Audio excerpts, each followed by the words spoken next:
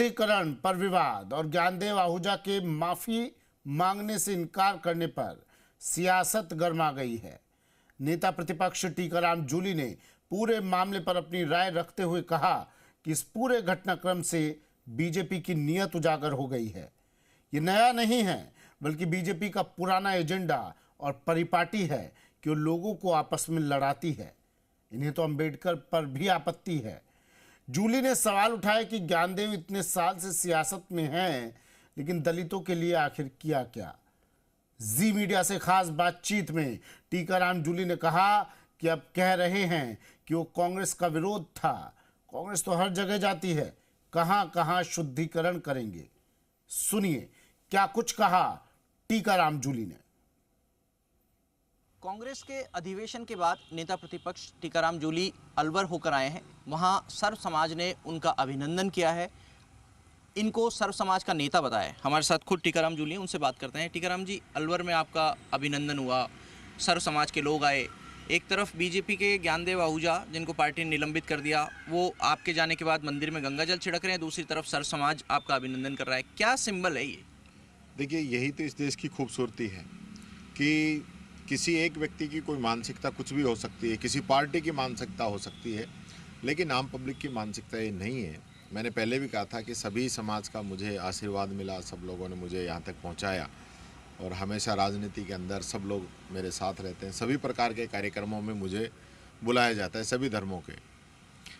विशेष रूप से ये जब बात हुई तो निश्चित तौर पर पीड़ा होनी थी, लेकिन उसके बावजूद आम पब्लिक का जो सपोर्ट मिला, मेरे नेताओं को जो सपोर्ट मिला, उसको मेरे पास धन्यवाद देने के लिए भी शब्द नहीं है कि ऐसे समय में सब लोगों ने मेरा साथ दिया। लेकिन ज्ञानदेव आहूजा को बीजेपी ने निलंबित कर दिया, कारण बताओ नोटिस दे दिया, जवाब मांगा। अब जवाब में वो कह रहे हैं ज्ञानदेव ने ना कभी माफ़ी मांगी है ना मांगेगा। बोले वो कहते हैं कि वो दलित समाज के विरोधी नहीं है, बल्कि उनके हितचिंतक हैं और राम मंदिर में नहीं आने पर आपका विरोध किया था। देखिए, हितचिंतक तो आप देख ही सकते हैं कि इतने वर्षों से वो राजनीति के अंदर हैं, तो क्या दलितों का उन्होंने हित किया है। विशेष रूप से मैं कहना चाहूँगा, ये सब जो है बाद में बातों को घुमाने का एक तरीका इन लोगों ने निकाला है कि मैंने कांग्रेस का विरोध किया। मैं सबसे पहली बात तो पूरी कांग्रेस सब जगह जाती है, तो टीकाराम जूली क्यों? दूसरा, मंदिर की जब बात थी, वो बात अब वैसे तो ख़त्म हो चुकी है, फिर भी पूरे मंदिर जब तक पूरा निर्माण नहीं हो, शिखर का निर्माण नहीं हो, सभी शंकराचार्य कह रहे थे कि मंदिर पूरा हो तो उसके बाद जाना चाहिए। तो हमने भी यही कहा था। तो उस चीज़ को लेके इस प्रकार का वो करना, और टीकाराम जूली को क्यों टारगेट करना? पहले दिन कहना कि वो आज करणी माता गए, कल करणी माता गए थे, आज राम मंदिर गए हैं, कल मैं गंगा जल से इसको धोऊंगा। तो ये जो बातें हैं ना कहीं भारतीय जनता पार्टी की जो मानसिकता है वो इसके अंदर झलक के आती है। आरएसएस की विचारधारा है वो झलक के आती है। नहीं तो ऐसा किस प्रकार से, अब मैं खुद ही शौक हो गया, किस प्रकार की बात भी कोई हो सकती। तो जब पहले उन्होंने बयान दिया तो क्या तभी पार्टी को अलर्ट हो जाना चाहिए था? क्या अब आपकी कोई अपेक्षा की पार्टी कोई एक्शन ले बीजेपी? देखिए, बीजेपी तो चाहती है कि इस प्रकार की घटनाएं होती रहे, उनका तो एजेंडा है, वो तो खुद चलाते हैं। क्यों, पोलराइजेशन होगा इससे या क्या होगा? जब उनके, यही तो इनका रहता है, वे कभी हिंदू मुस्लिम कर दो, कभी एससी जर्नल कर दो। तो ये इन लोगों की पुरानी परिपाटी है। आज मणिपुर जल रहा है, कभी महाराष्ट्र के अंदर मराठा गैर मराठा होता है, कभी हरियाणा में जाट नॉन जाट होता है, कभी राजस्थान में गुजर मीणाओं को लड़ा देते हैं। तो ये तो इस पार्टी की पुरानी सोच है। तो ये इसी दिशा में इन लोगों ने ये सारा सब कुछ किया है।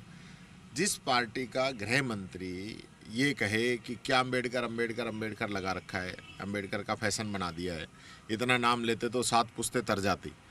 तो जिस पार्टी के नेताओं की सोच इस प्रकार की हो, जब उनके अंबेडकर जी हजम नहीं हो रहे तो टीकाराम जूली तो कौन से इनके सामने है ही क्या चीज़। तो ये इन लोगों की सोच है, इसलिए इन सब लोगों ने टारगेट करते हुए ये सारा सब कुछ किया, जानबूझ के किया कि एससी के अंदर, दलितों के अंदर इस प्रकार की भावना है, उनको ये रहे कि भाई तुम क्या थे, तुम क्या हो, और भारतीय जनता पार्टी की नज़र में क्या है। यही वो लोग हैं, इन्हीं पार्टी के नेता हैं जो आदिवासियों का डीएनए टेस्ट कराने की बात कर रहे थे। तो यही तो लोग हैं, तो बार बार ये बोलते रहते हैं, इनकी मानसिकता है।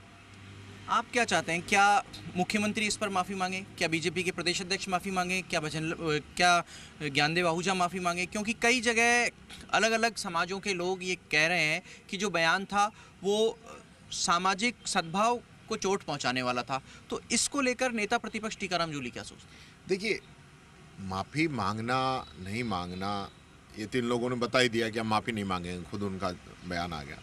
लेकिन मुख्यमंत्री जी और प्रदेश अध्यक्ष जी से ये तो मैं उम्मीद रखता ही था कि उनका बयान आता और वो इस बयान की निंदा करते, इस पे कार्रवाई करते। ये तो एक फॉर्मेलिटी टाइप एक कारण बताओ नोटिस जारी करके उन्होंने निलंबित कर दिया। पहले भी किया था, फिर वापस ले लिया, अब 1 महीने बाद ले लेंगे।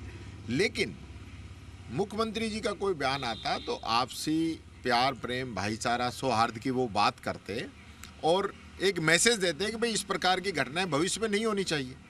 आज ये लोग सत्ता के अंदर हैं, डबल इंजन की सरकार है, दिल्ली के अंदर सरकार है, राजस्थान के अंदर सरकार है, उसके बावजूद भी अगर ये लोग इस पे आगे नहीं आएंगे तो कौन आएगा? जिम्मेदारी सत्ताधारी दल की है ना, वो और उनकी पार्टी का ही वरिष्ठ नेता इस प्रकार का कृत्य कर रहा है तो इनकी जिम्मेदारी बनती है। तो उस जिम्मेदारी से तो सब लोगों ने पल्ला झाड़ लिया और सब लोग बसते नजर आए। आज तक कोई बात ही नहीं है। मुख्यमंत्री जी तो स्वागत सम्मान कराने में तुल रहे हैं, जनता के जो पानी है उसको महंगा करने में लग रहे हैं, बिजली है उसको महंगा करने में लग रहे हैं, पेंशन गरीबों को मिल रही है उनको काटने में लग रहे हैं। मैं तो ये सोच के अचंभित हूँ कि मुख्यमंत्री जी का इस मामले में पिछले 1 सप्ताह से कोई बयान ही नहीं आया, कोई चर्चा ही उन्होंने नहीं की। ये बात मैं कहना चाहूँगा। आपके पड़ोसी हैं डिप्टी सीएम प्रेमचंद बैरवा जी, क्या इस मुद्दे पर आपकी उनसे कोई बातचीत हुई? नहीं, मेरी कोई बात नहीं। दरअसल बीजेपी की एक बैठक हुई दिल्ली में इस घटनाक्रम के बाद। उसमें राष्ट्रीय संगठन महामंत्री बीएल संतोष ने कहा कि ऐसे बयान आए जो नहीं आने चाहिए और वो परीक्षण करेंगे कि क्या किसी दबाव में कहा, क्या किसी और प्रेरणा से कहा, किस मंतव्य से कहा। क्या लगता है कि पार्टी इस पर कुछ एक्शन लेगी, सोचेगी? देखिए, पार्टी को सिर्फ और सिर्फ हिंदुओं के अंदर भी डिवीजन टाइप करके रखना है। आरक्षण आप देखिए लगातार जो है उसको कम करने की साजिश की जा रही है। रोस्टर के जो रजिस्टर है उसका संधारण करना बंद कर दिया है।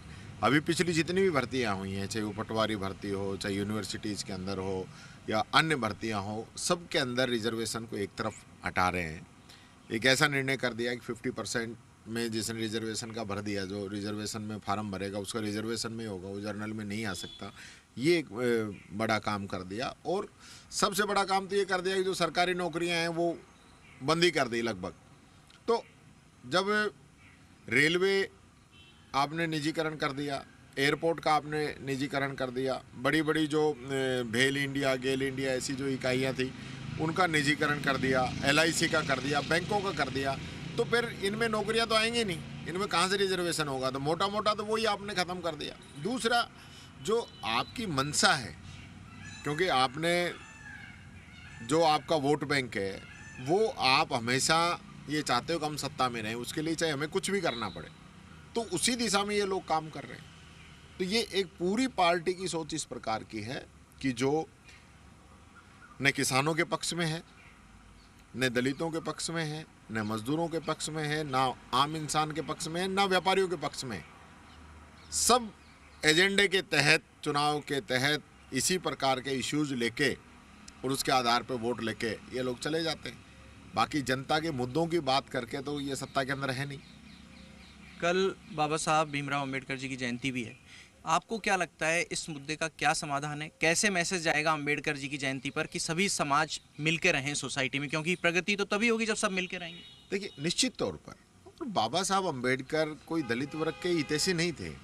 उन्होंने महिलाओं की बात की सबसे पहले। तो जो हमारे धर्म के अंदर, हिंदू धर्म के अंदर हमारी महिलाएं हैं, उनको आगे लाने का काम किया, चाहे वो किसी भी कास्ट की हो, पिछड़ा चाहे वो किसी भी कास्ट का हो, उसको आगे लेके आने की बात की कि जब तक सब लोग समान रूप से इक्वलिटी नहीं आएगी, सब लोग समान रूप से आगे नहीं बढ़ेंगे, क्योंकि कई प्रकार की असमानताएं, कहीं सामाजिक असमानताएं, कहीं आर्थिक असमानताएं हैं, कहीं राजनीतिक असमानताएं हैं, तो वो सब लोग अगर उनकी भागीदारी नहीं होगी तो वो एक वर्ग जो है वो पीछे रह जाएगा।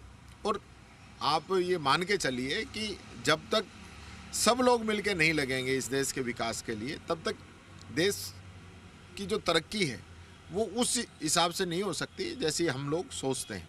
आज दुनिया कहीं चांद पे पहुंच गई है, कहीं एआई इतना महत्वपूर्ण टूल आ गया है, अन्य विषय ऐसे हैं जिन पे बात चल रही है, लेकिन हमारे यहाँ पर उन सब की चर्चा नहीं है। हमारे यहाँ बेरोजगारी दर पिछले 45 साल में सबसे ज़्यादा है, उसकी चर्चा नहीं है। किसान लगातार पिछले 5-7 वर्षों से लगातार आंदोलन कर रहे हैं, उसकी कोई चर्चा नहीं है। अमेरिका हम पे टैरिफ लगा रहा है, उस पर चर्चा नहीं है। 50 रुपये सिलेंडर पे बढ़ा दिए, कोई चर्चा नहीं है। 2-2 रुपये डीजल पेट्रोल पे बढ़ा दिए, कोई चर्चा नहीं है। यानी कि जो आज जिसकी ज़रूरत है, आज महंगाई की मार इतनी पड़ रही है आम पब्लिक पे कि गरीब की तो हालत ही छोड़ दो, आप जो मिडिल क्लास है उसकी भी हालत ख़राब कर दी। जो अमीर लोग हैं वो तो बहुत अमीर होते जा रहे हैं, और जो गरीब है वो बेचारा और गरीब होता जा रहा है। तो उस दिशा में कोई चर्चा करने की आवश्यकता है, वो तो हो नहीं रही। बाबा साहब ने जो संविधान लिखा वो सबके लिए लिखा है। आज मैं आपकी बात करूं, प्रेस को भी स्वतंत्रता दी है, लेकिन क्या आज प्रेस स्वतंत्र है? जो प्रेस में सरकार के खिलाफ बोलते हैं उन पे पता नहीं किन किन धाराओं के अंदर मुकदमे दर्ज करके उनको अंदर कर रहे हैं। कितने लोग चैनलों को छोड़ छोड़ के चले गए। प्रेस की फ्रीडम के अंदर हमारे देश की रैंकिंग घट गई। तो ये जो सारी चीज़ें हैं ना, आप ईडी ने कार्रवाई की 193 नेताओं पे, वो सारे विपक्ष के, उनमें 2 दोषी हैं। 191 आज भी पेंडिंग करके रखा हुआ है कि जरूरत पड़ेगी तो फिर इनको दबा लेंगे। तो ये जो सारी चीज़ें हैं ये संविधान के तहत नहीं है। संविधान तो सबको समान रूप से ताकत देता है। तो आज धीरे धीरे जो संविधान को कमज़ोर करने का काम किया जा रहा है, आज किसी से भी पूछ लो, ईडी, इनकम टैक्स और सीबीआई, इनका कोई किसी ज़माने में नाम होता था, ये काम करती थी संस्थाएं, तो लोगों के अंदर डर और भय होता था। आज आम आदमी के घर ईडी आ जाती बिना मतलब। तो जो काम जिसका है उसको करना चाहिए, वो न करके जो एजेंसियां हैं उनका दुरुपयोग करके कराया जा रहा है। तो उसका एक जो मैसेज पूरे देश के अंदर ये है कि या तो आप बीजेपी ज्वाइन कर लो या फिर आप जेल जाइए। और बीजेपी आप ज्वाइन कर लोगे तो आप पे चाहे कितने भी आरोप लगे हों, चाहे स्वयं मोदी जी ने क्यों नहीं लगाए हो, चाहे स्वयं अमित शाह जी ने क्यों नहीं लगाए हो, वो सब आपके जो इल्ज़ाम है वो हटा दिए जाएंगे, आरोप हटा दिए जाएंगे। और ऐसी वॉशिंग मशीन बीजेपी लेके आ गई है कि किसी ने चाहे कितना भी भ्रष्टाचार किया हो, वो सिर्फ बीजेपी ज्वाइन कर ले, उसके बाद उसको कोई दिक्कत नहीं आएगी। तो नेता प्रतिपक्ष टीकाराम जूली कह रहे हैं कि जो मुद्दा ज्ञानदेव आहूजा के साथ हुआ, उन्होंने साफ किया कि वो माफ़ी नहीं मांग रहे। ये उनका विचार है, उनकी पार्टी के लोगों का विचार है। लेकिन वो जूली ये भी कह रहे हैं कि अंबेडकर जयंती की पूर्व संध्या पर देश में संविधान को मजबूत करने का संकल्प लेना चाहिए। सब सद्भाव से कैसे रहें, इस पर बातचीत होनी चाहिए। महंगाई कम हो, किसानों का हित हो, लोगों को रोजगार मिले, ऐसे मुद्दों के ऊपर चर्चा होगी, तभी समाज सार्थक होगा। कैमरा पर्सन संजय कुमरे के साथ शशि मोहन, जी मीडिया, जयपुर।